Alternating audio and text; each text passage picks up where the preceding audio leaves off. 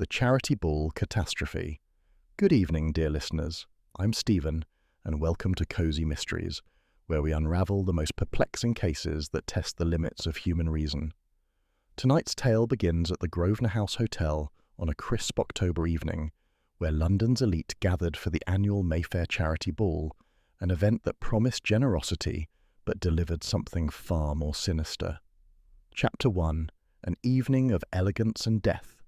The ballroom glittered with crystal chandeliers casting prismatic light across 500 guests dressed in their finest evening wear. Women wore gowns that whispered secrets with each movement, while men adjusted bow ties and cufflinks with the practiced ease of those accustomed to such occasions.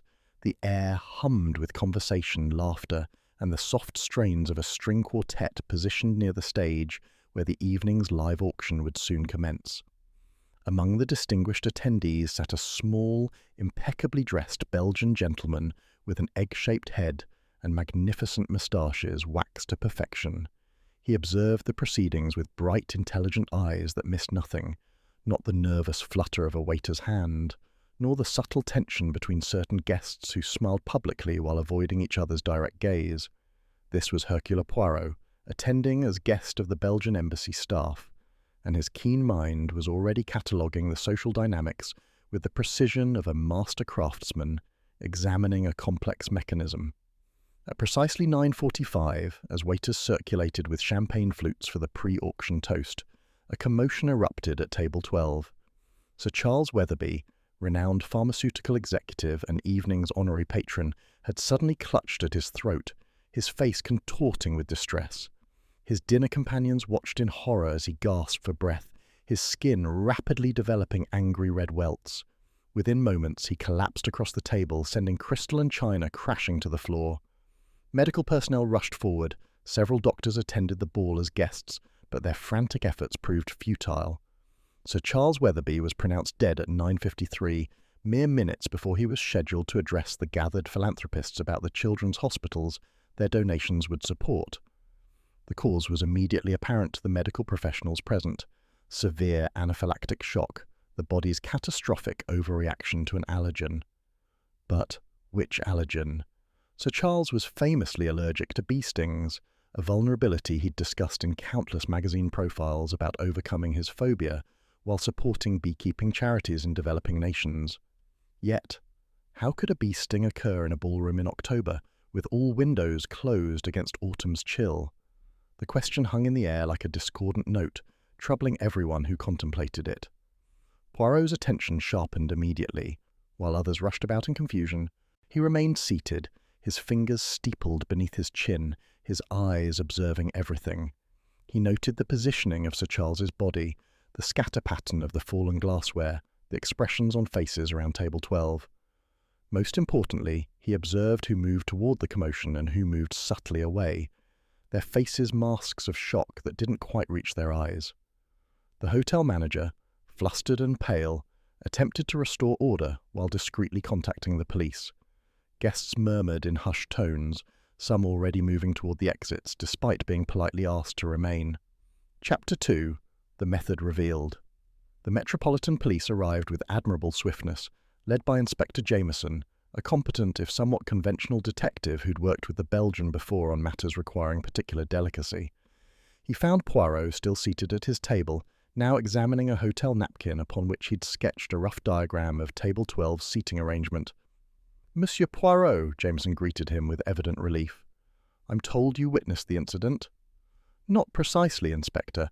I observed the aftermath with great attention, which is perhaps more valuable. Tell me, your medical examiner has confirmed anaphylaxis, yes?"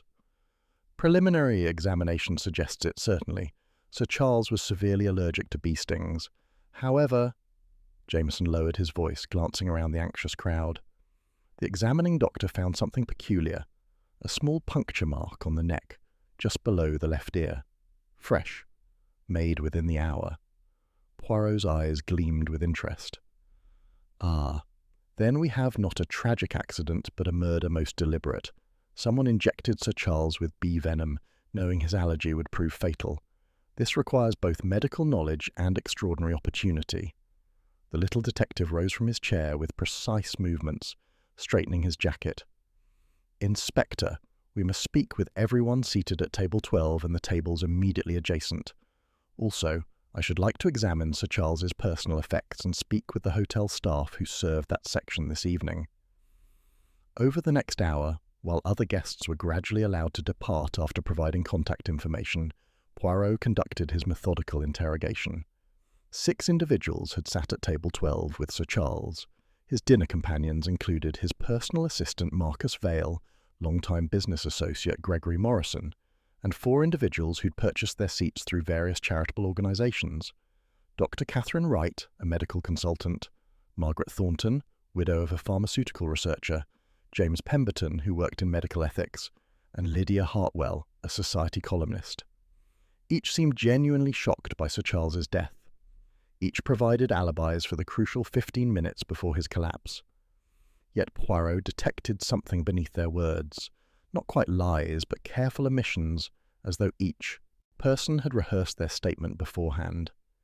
"Tell me about Sir Charles's behaviour this evening," Poirot requested of Marcus Vale, the assistant whose role required closest observation of his employer.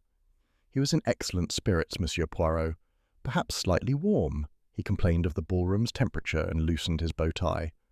Dr. Wright, seated beside him, very kindly offered to help fix it properly. Sir Charles was grateful for her assistance. Poirot's eyes narrowed fractionally. Dr. Wright adjusted Sir Charles's bow tie? When precisely did this occur? Perhaps 10 minutes before his collapse.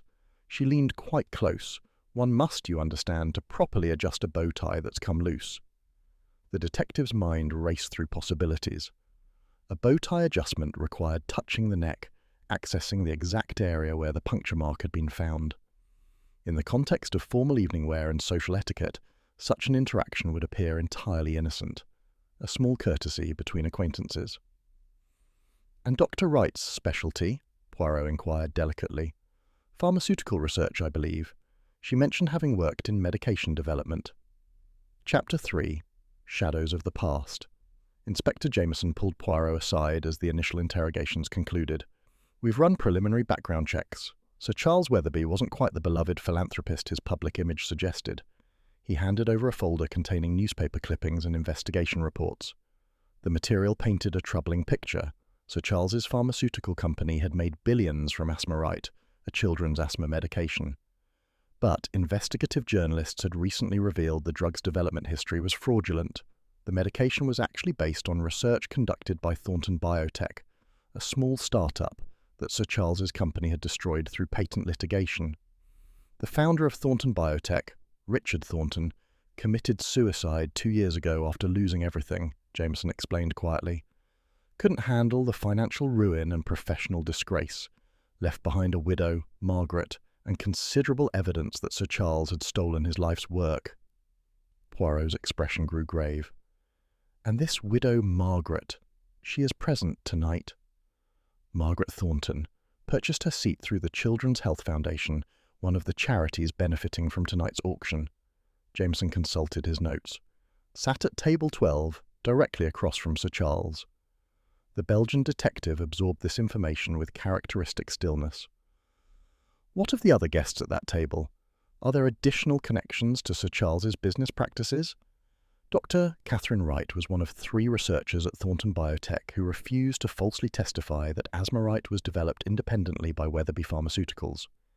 She was subsequently blacklisted from the industry, hasn't held a permanent research position in 3 years, currently works as a medical consultant for a small startup. Jameson continued through the list.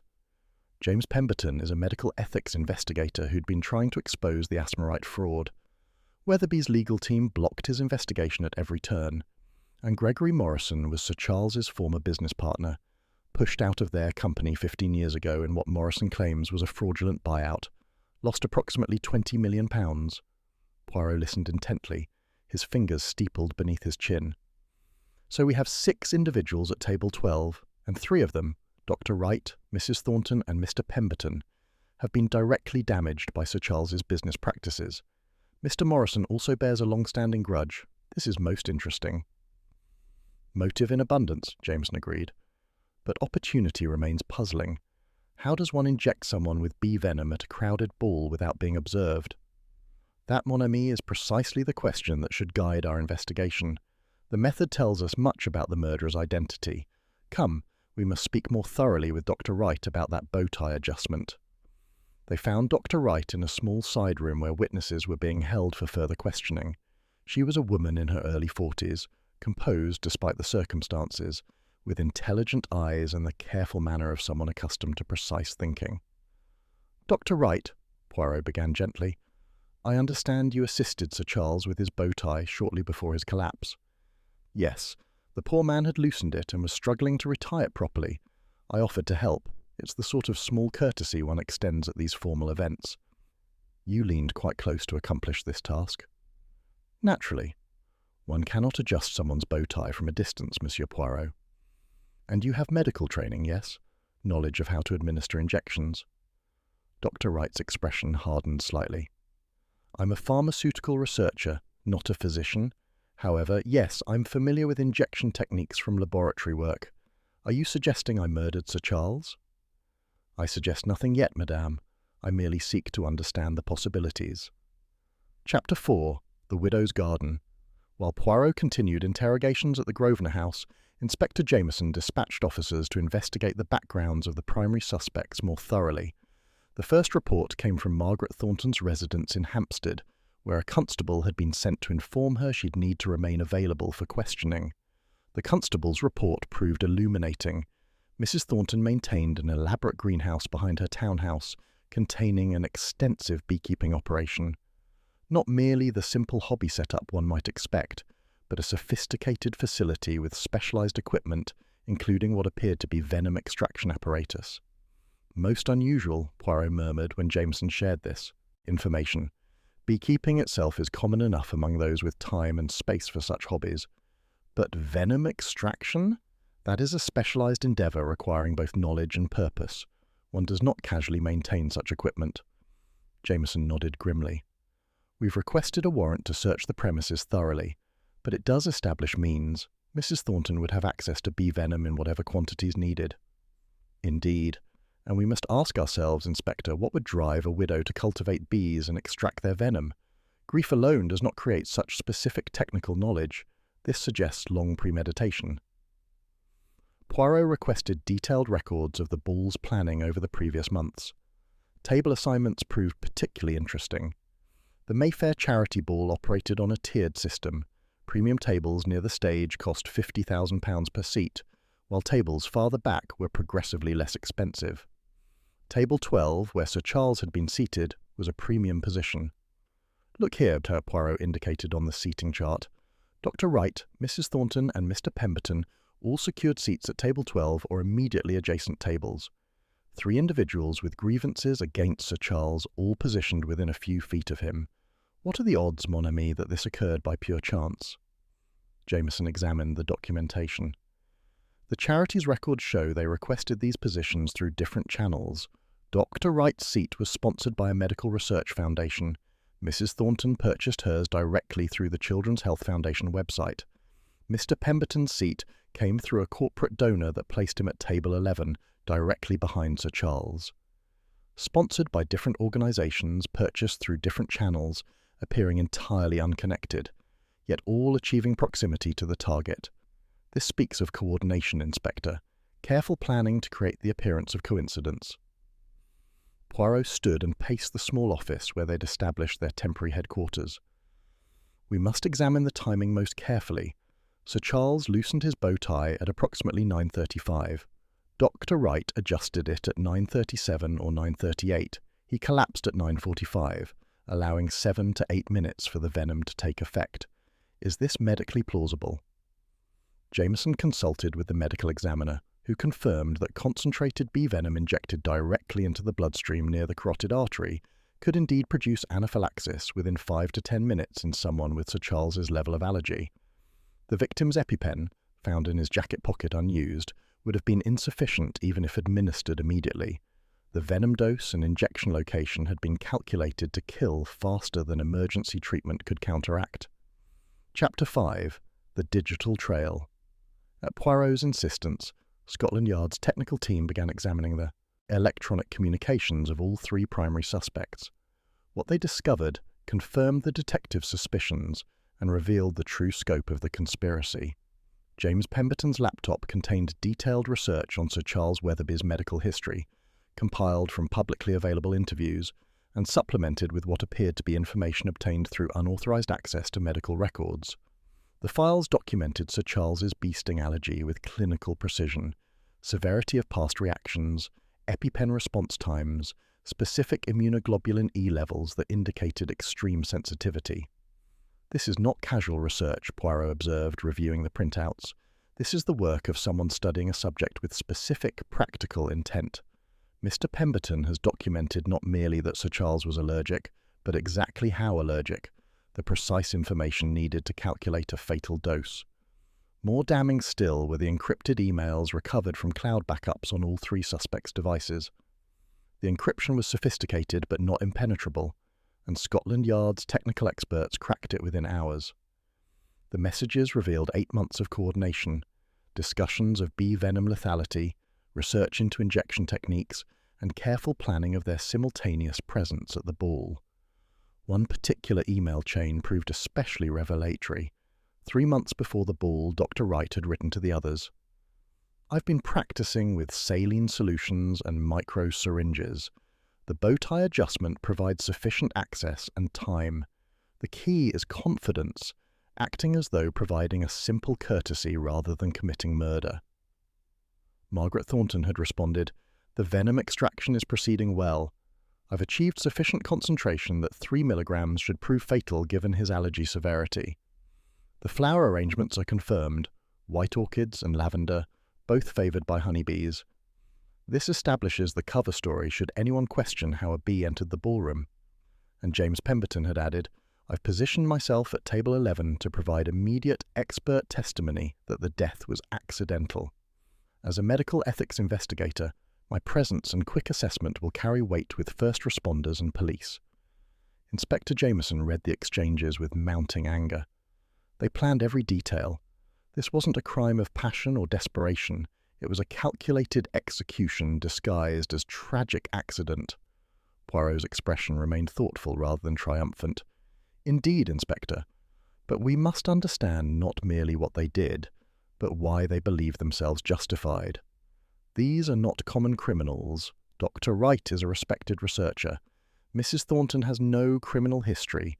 Mr. Pemberton works in ethics of all fields. What drives such individuals to conspiracy murder?" "Revenge for Weatherby's crimes," Jameson stated flatly. "Stolen research, destroyed careers. A man was driven to suicide." "Yes, but more than simple revenge, I think. Consider the sophistication of their planning. 8 months of preparation, encrypted communications, careful study of medical literature. This is not hot-blooded vengeance. This is cold calculation.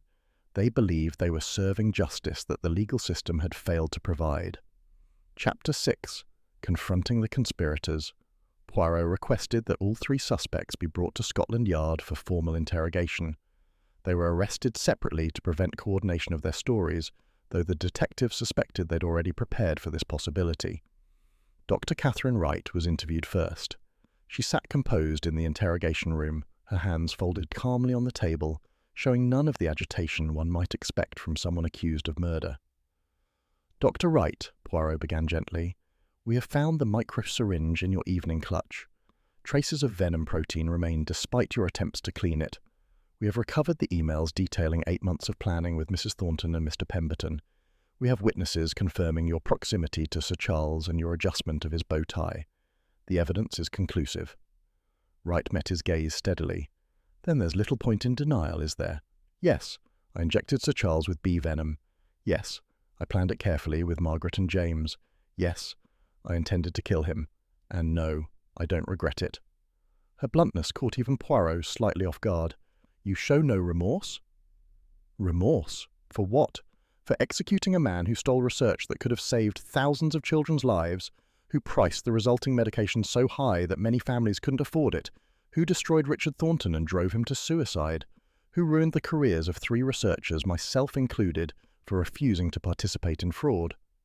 She leaned forward, her voice passionate but controlled. Sir Charles Weatherby profited from theft, drove a man to suicide, and caused immeasurable suffering while posing as a children's health philanthropist. The legal system did nothing. His lawyers and his wealth made him untouchable. So yes, we took justice into our own hands. Poirot listened to this speech with characteristic stillness. You believe yourselves executioners rather than murderers? I believe we served justice that should have been served through proper channels but wasn't. The pharmaceutical industry protects its own. Patent law favors corporations with expensive lawyers. Medical ethics investigations can be blocked by those with sufficient resources. What recourse was left to us? In separate interrogations, Margaret Thornton and James Pemberton echoed similar sentiments. Thornton spoke of watching her husband deteriorate from depression to suicide as Sir Charles's company systematically destroyed everything he'd worked for. Pemberton detailed months of investigative work, blocked at every turn by lawyers who threatened lawsuits and used procedural mechanisms to bury the truth. We didn't act impulsively, Pemberton insisted. We didn't even act primarily from anger, though God knows we had cause for anger. We acted from a clear-eyed understanding that Sir Charles Weatherby would never face consequences through legitimate means, and that his continued freedom was causing ongoing harm. Inspector Jameson, observing the interrogations through one-way glass, shook his head in frustration. They're not even trying to defend themselves. They're justifying murder as a moral act. Because that is how they see it, Poirot replied quietly. In their minds, they committed not murder but execution, capital punishment for crimes the legal system refused to address. This is what makes the case so deeply troubling, mon ami. They are not monsters. They are rational people driven to monstrous acts by institutional failure. Chapter 7. The Moral Labyrinth. As the full picture emerged, Poirot found himself wrestling with questions that extended far beyond simple criminal prosecution. The facts were clear. 3 individuals had conspired over 8 months to commit premeditated murder. The evidence was overwhelming, yet the circumstances created moral complexity that troubled even his logical mind. Sir Charles Weatherby's company had indeed stolen Richard Thornton's research. This was now well documented through the investigative journalism that had finally exposed the fraud. Asmarite, the medication that earned billions, was based on work conducted at Thornton Biotech, work that Sir Charles's lawyers had claimed in court was independently developed, using falsified documentation and perjured testimony. The 3 researchers who'd refused to lie, to write among them, had been systematically blacklisted. Their professional emails showed desperate attempts to find work in the pharmaceutical industry, all met with vague excuses that clearly stemmed from Sir Charles's influence. Wright had gone from a promising research position to consulting work that barely covered her expenses. Richard Thornton's suicide note, obtained from his widow, detailed his despair at watching his life's work stolen while courts ruled in favor of the corporation with better lawyers. I cannot live in a world where justice is merely a commodity sold to those who can afford it, he'd written. The note was devastating in its articulate hopelessness. And James Pemberton's blocked investigation had indeed uncovered proof of fraud, proof that Sir Charles's legal team had successfully kept from being admitted as evidence in any court proceeding. Technical procedural objections, threatened countersuits, and expensive lawyers had created a legal fortress that protected obvious wrongdoing. Inspector, Poirot said thoughtfully, we must ask ourselves difficult questions. These 3 individuals committed murder, yes. But what pushed them to it? Not mental illness or criminal disposition, but systemic failure.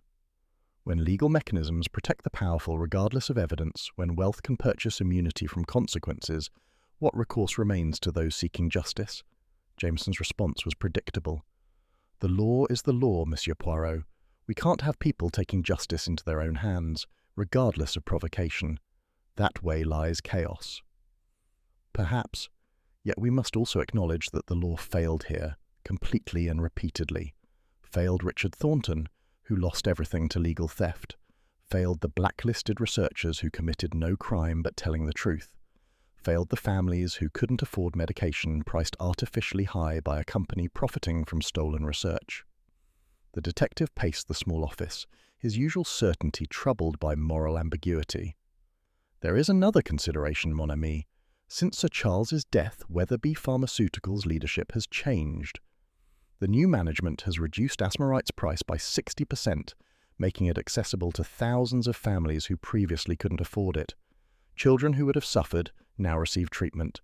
Does this create moral complexity beyond simple criminal prosecution? Jameson shifted uncomfortably.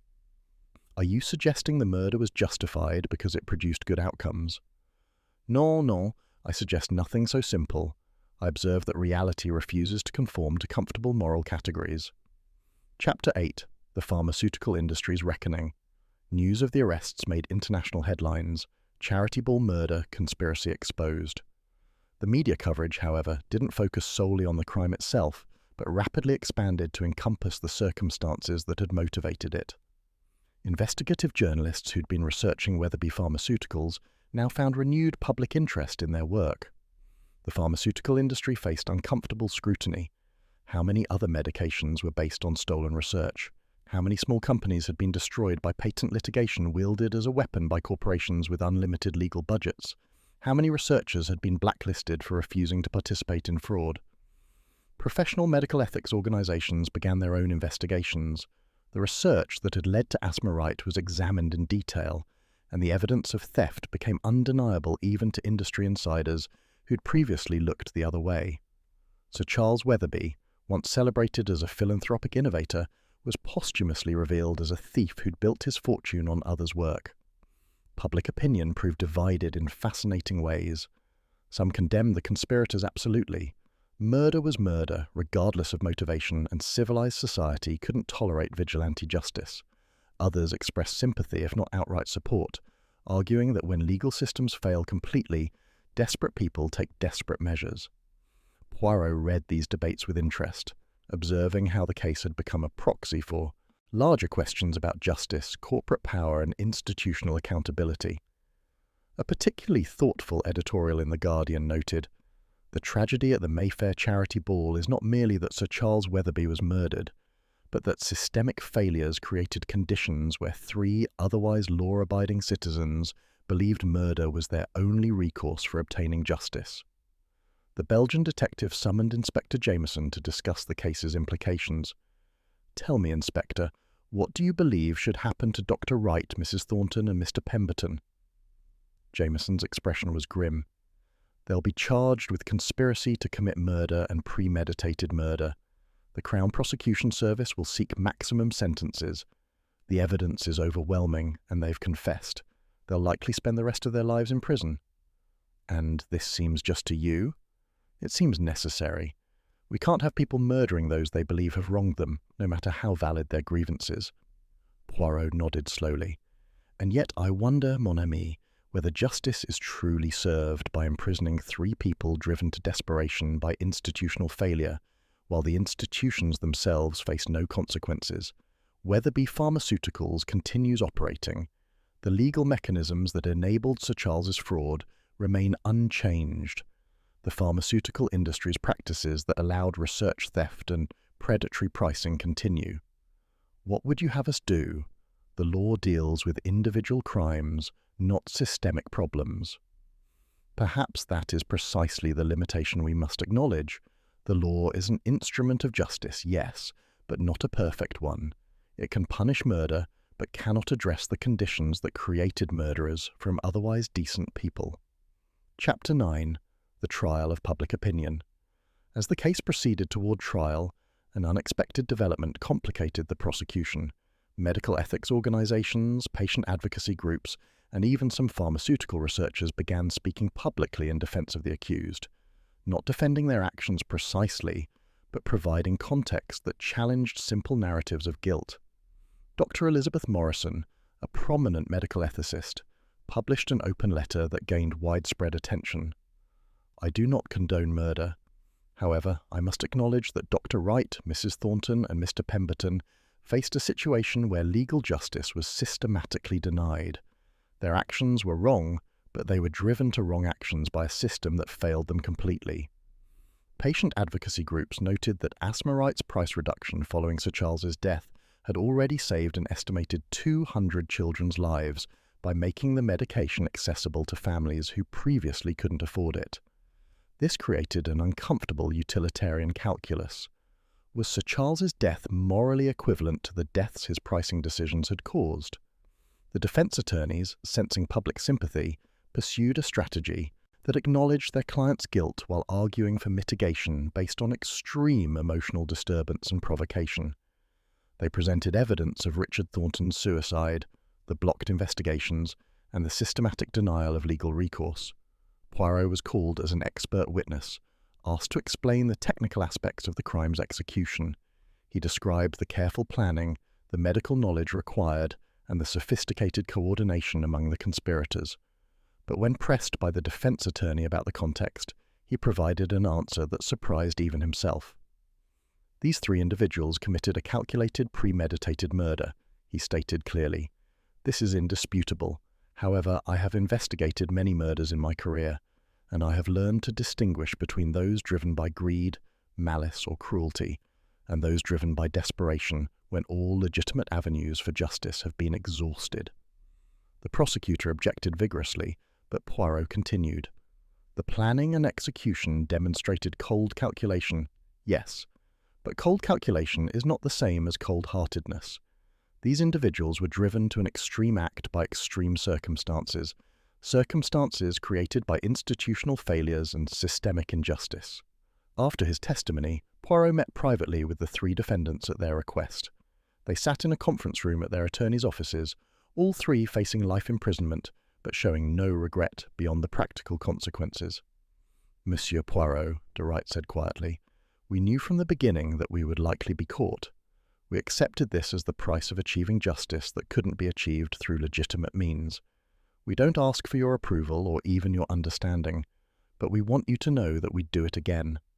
Margaret Thornton added, "My husband died believing the world was fundamentally unjust, that good people could be destroyed by those with money and power. We proved him wrong in one respect. Good people fought back. Even if we pay with our freedom, we demonstrated that the powerful aren't untouchable." James Pemberton concluded, "We hope our case sparks changes in how pharmaceutical companies can steal research and avoid accountability. If our imprisonment leads to even modest reforms in patent law or medical ethics enforcement, perhaps our sacrifice will have meaning beyond simple revenge." Poirot listened to these statements with his characteristic gravity, then spoke with careful precision. "You achieved your immediate objective. Sir Charles Weatherby is dead, and his company's practices have changed, but you have also created precedent that troubles me deeply. By taking justice into your own hands, you've suggested that when systems fail, murder becomes acceptable. This is a dangerous message." "Is it more dangerous," Wright countered, "than the message that wealth grants immunity from consequences? That corporations can steal and lie with impunity as long as they employ expensive lawyers? We were forced to choose between accepting systemic injustice and taking extreme action. We chose action." Chapter 10. Justice and its Discontents. The trial lasted 3 weeks and captivated public attention. The prosecution presented overwhelming evidence of premeditation and coordination. The defense didn't dispute the facts but argued for understanding of the extreme circumstances that had driven 3 law-abiding citizens to murder. The jury deliberated for 4 days, an unusually long time given the clarity of evidence, before returning guilty verdicts on all counts for all 3 defendants. However, in their sentencing recommendations, they noted substantial mitigating circumstances and urged the court to consider the systemic failures that had contributed to the crime. The judge, faced with this unusual situation, delivered a sentence that attempted to balance competing considerations. 25 years to life for each defendant, with possibility of parole after 15 years, longer than typical manslaughter sentences, but shorter than most premeditated murder convictions. In his statement, he acknowledged, "This court must punish murder to maintain social order. However, this court also recognizes that the defendants were driven to extreme acts by extreme injustice, and that legitimate legal mechanisms failed them repeatedly." In the aftermath, the case sparked genuine reforms. Parliament initiated investigations into pharmaceutical industry practices, particularly regarding patent litigation and research attribution. Professional medical ethics organizations revised their procedures for investigating corporate fraud. Patient advocacy groups successfully lobbied for medication pricing oversight. Weatherby Pharmaceuticals, facing intense scrutiny and liability concerns, implemented transparency measures far exceeding industry standards. The company established a whistleblower protection program and an independent ethics board with authority to investigate research attribution disputes. Asmarite's price remained reduced, and the company announced plans to provide the medication free to families below certain income thresholds. 3 months after the trial's conclusion, Poirot sat in his rooms reviewing the case file one final time before archiving it.